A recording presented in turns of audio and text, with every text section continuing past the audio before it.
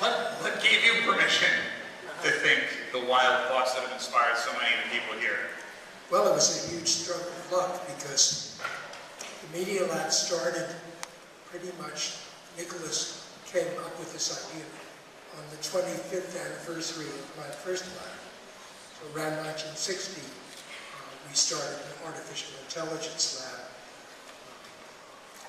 across the street, practically. And that was a wonderful time because in this period, the late 50s, really, nobody knew much about computers. Computers were only about 10 years old to begin with, and there weren't any personal computers really yet. And but there were a lot of kids, mostly from the Tech Model Railroad Club. The Tech Model Railroad Club had a bunch of undergraduates, most of whom never graduated. I think that's true. And they were making an automated railroad. And as ideas and parts of computers and chips started to appear, these kids assembled these. And so I'm talking about the late 1950s.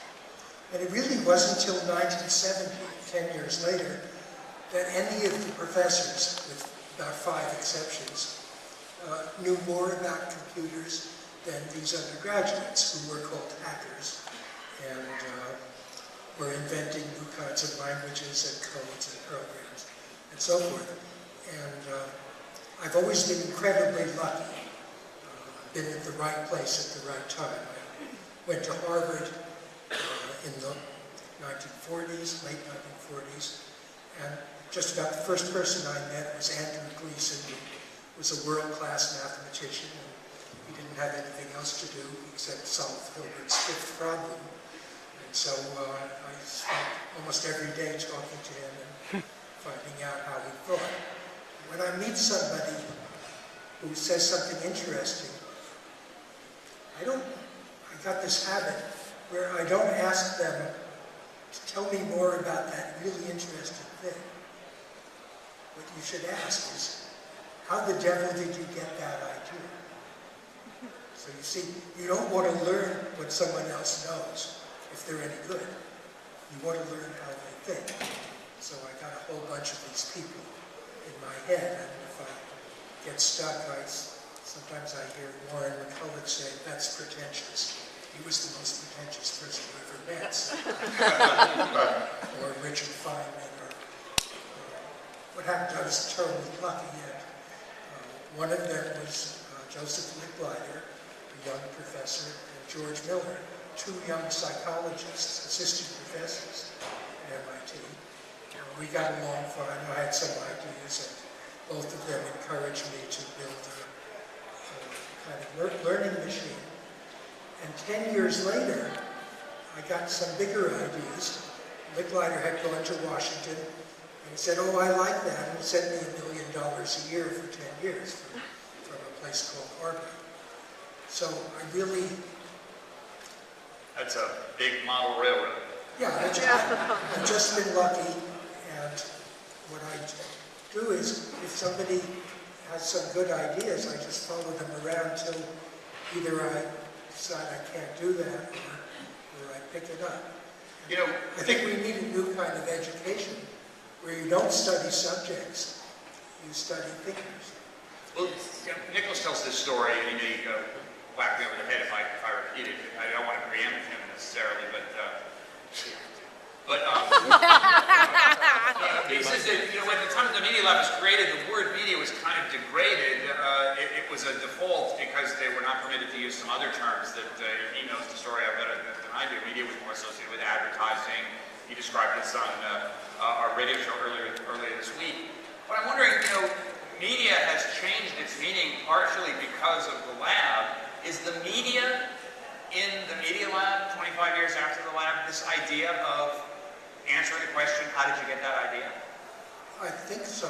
I guess we should ask Nicholas if he still thinks of the Media Lab as media. To me, it's because of my first laboratory. Then it got stiffer and harder.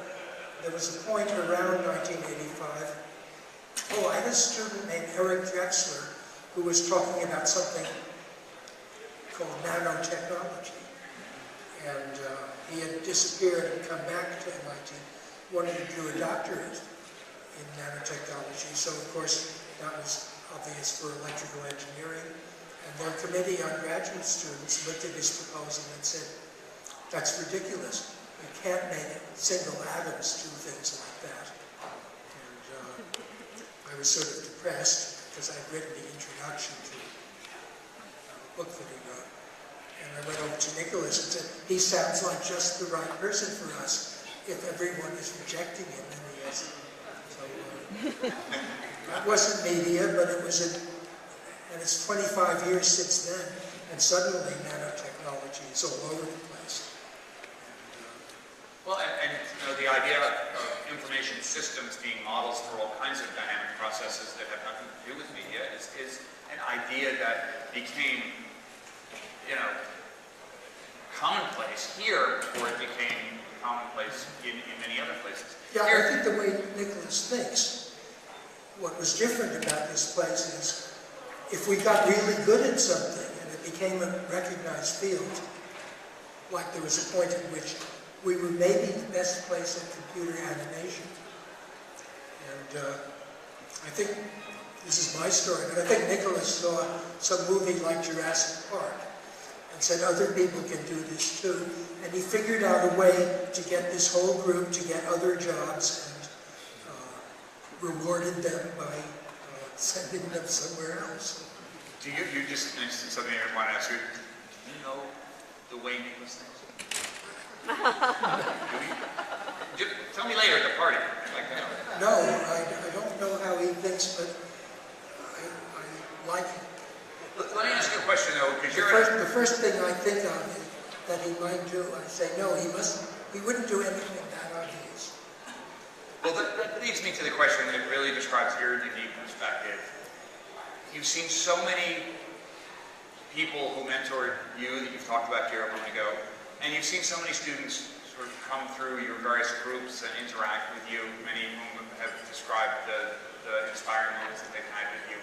What's it like to talk with someone, to encounter someone, and to have a close sort of mentoring relationship with someone here at the lab who you can see is going to go so far beyond the time that you're with us, beyond the time of Marvin Minsky's life, and to just feel that genius in the direction that they're going in? How often do you have an experience like that?